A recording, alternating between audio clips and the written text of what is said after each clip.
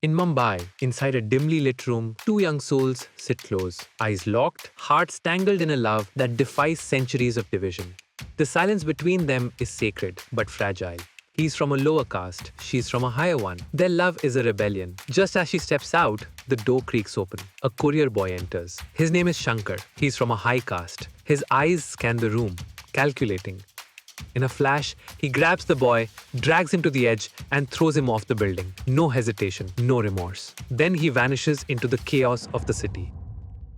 Elsewhere, the hum of a bike cuts through the wind. A group of friends ride together, laughter echoing until a news alert blares from a mobile speaker. Someone died in an accidental fall. They exchange glances, uneasy, silent. Meet Nilesh. He's on his way to a wedding gig with his band.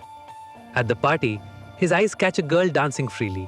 Joy is playing from her every move. He smiles, lost in the moment. But then, she looks back. Their eyes meet. She walks straight toward him, bold and unfiltered. "Your number?" she asks. Nilesh stumbles, nervous, introduces his band instead. She laughs, compliments the music and hires them for her sister's wedding. As she walks away, his friends burst into laughter, teasing him for freezing like a statue. The next morning, we meet Nilesh's family. They belong to a lower caste. His father dances at small events. His mother is a fierce activist. And Nilesh? He's dressed for an interview. His dream? Admission to the prestigious National University of Law. At college, while waiting, he watches a student named Shekhar rally others against caste discrimination. Don't treat the fever, reservation. Treat the infection, casteism. Nilesh listens, but doesn't engage. He's here to study, not protest. Inside the interview room, Principal Haider Ansari, also from a lower caste, reviews Nilesh's record. Impressive. But he hesitates. "Will you join protest groups?" he asks. Nilesh shakes his head. "I just want to study." Ansari believes him. Admission granted. Nilesh beams with pride. Back home, his mother celebrates. His father, though, is worried they won't let him study in peace he wants. Caste doesn't disappear in college, but Nilesh brushes it off. First day, the air is heavy. Ragging begins. Upper caste students glide through, while lower caste students like Nilesh are mocked, humiliated. On his way to class, he nearly collides with a girl, Vidhi. She's kind. They talk. A friendship begins. In class, the teacher asks for introductions. Upper caste students speak with pride. Nilesh hesitates. "Nilesh, BA LLB," he mutters, shrinking into his seat. Vidhi's cousin Roni is there too. And student sitting next to him is Vasudev, son of a contractor, loaded, upper caste but different. He doesn't believe in casteism. Later, seniors corner Nilesh again. The ragging intensifies. Just then Shekhar steps in, fierce and unapologetic. He saves Nilesh, explains his rally. But Nilesh refuses to join. He wants no trouble. Days pass, Nilesh struggles. Lectures are in English, so he asks again to a different lecturer to explain in Hindi. She happily uses Hindi, while Vidhi notices. After the class, Vidhi catches up to him and, "Lawyers speak English," she says gently. "Learn it and you'll be able to work in every court." Her words spark something in him. Next day in the college cafe, Shekhar debates students who oppose reservation. "Your ancestors studied in colleges," he says. "I am the first in my family to reach here. Education doesn't divide, it unites." Nilesh listens, but stays quiet. Vidhi joins them. She sits beside Nilesh and starts eating their food and share. A glance, a smile. Later she takes him on a ride.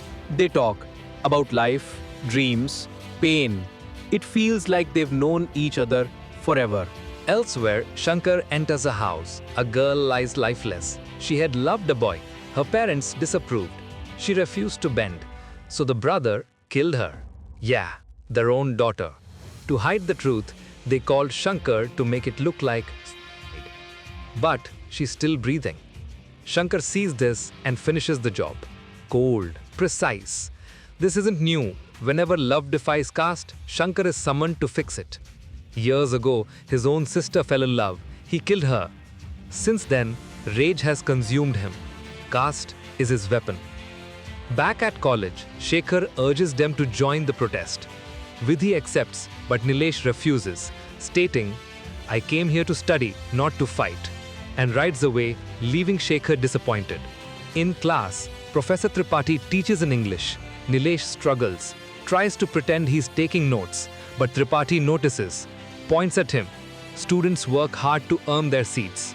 You got in for free because of your low caste. The class erupts in laughter. Nilesh's face burns. He protests, they mock him, and he's thrown out of the lecture. Vidhi stands up for him saying, "This is wrong, sir," but lecturer sits her down. Later, Vidhi finds him, and after a bit of silence, he opens up. He once had a dog, Birju, his best friend. One afternoon, near a pond, while bathing Birju with friends, upper caste men arrived, told them to leave. One of them urinated in the water. Nilesh walked away, but Birju was missing. They searched a lot and finally found Birju tied to a railway track. A train was coming. Nilesh ran, screamed, tried to untie him. Too late. Birju died. Nilesh was shattered. Later, the police came, accused him of killing his own dog, arrested him and, in the chaos, a cop slapped his mother. Nilesh snaps but can't do anything and is thrown in jail. After a while, his mother comes in with a lawyer. After a heated debate, gets him released. That day, Nilesh understood, if you want to stand tall, you need power. And power comes from education. Just like Dr. Ambedkar, no one could touch him. Nilesh vowed to become a lawyer. Vidhi offers to help him with English.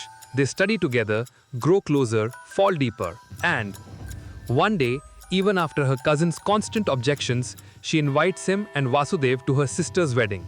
Then later, she opens up to him about her mother's passing due to cancer when she was only 8 and how she considers her dad to be her hero.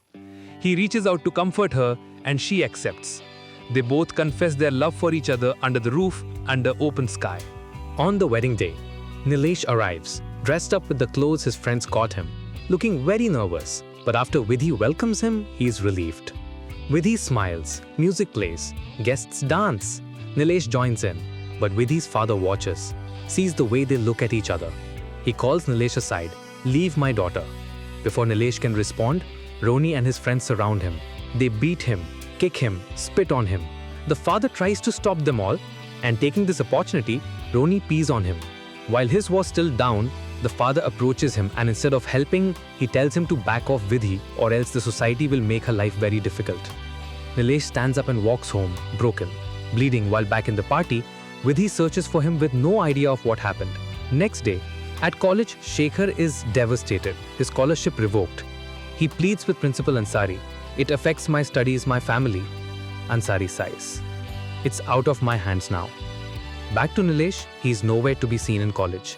Days pass, Nilesh stops attending college, ignores Vidhi completely, until once she visits his home. "Why are you avoiding me? What happened at the wedding?" Nilesh doesn't answer. His eyes are cold. Vidhi adds they confess their love, so why now being so distant? He shows her around saying Vidhi comes from a community where there are highly educated lawyers, doctors, engineers, while his community people work as maids, sewage cleaners, and he makes local drums. But to this, Vidhi responds by saying she understands their situation, doesn't care, and hugs him tightly. He gets her off him, and heartbroken, she walks away. Days go by, he still ignores her completely. Then one day during a class, courtroom session, Nilesh and Vidhi play lawyers. Their personal issues surface during the debate. Roni, acting as the judge, mocks Nilesh. Enraged, Nilesh drops a book on him. The principal decides to suspend Nilesh. His friends plead for mercy. The principal agrees on one condition: bring your father. Nilesh hires a man to pretend to be his father, but when the man hears the full story, he beats Nilesh in front of everyone. The principal is shocked and scared. He gives Nilesh another chance and cancels his suspension. Few days later, on his way to class, he sees Shekhar sitting for the protest, but walks away, leaving Shekhar disappointed again. In class, something clicks in him, and he takes Roni's seat. They all gang up on him to get him up, but then Vidhi comes and overhears Roni saying he regrets leaving Nilesh behind on the wedding day, so she questions both of them, but no one tells her the truth. Then Vasudev drags him away from them. On his way home, some goons attack Nilesh, beat him up and try to throw him into a drain while recording the whole thing. Just then Shankar arrives and saves him.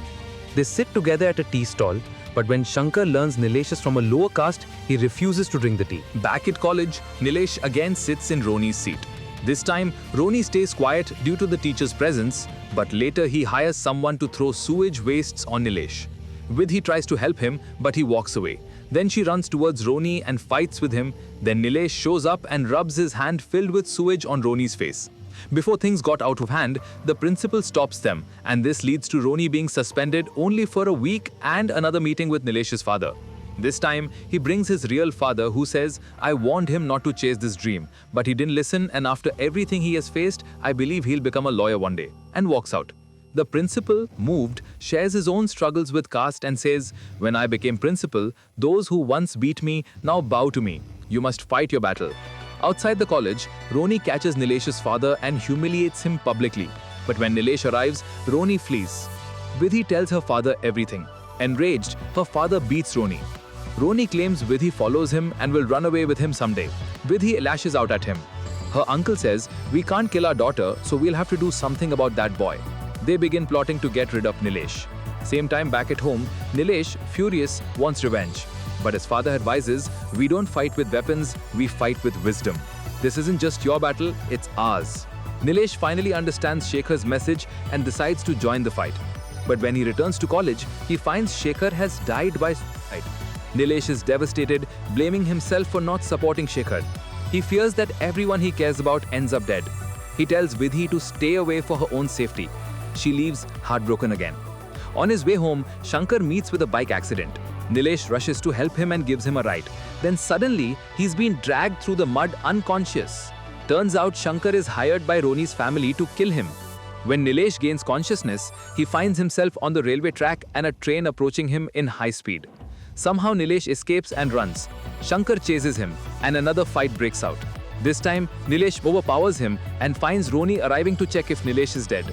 Seeing him alive, Nilesh loses control and chases Roni till his home, even in front of his family. Just as he's about to strike with an iron rod, he stops himself. Instead, he publicly tells Vidhi and the neighborhood what happened at the wedding. "I was invited.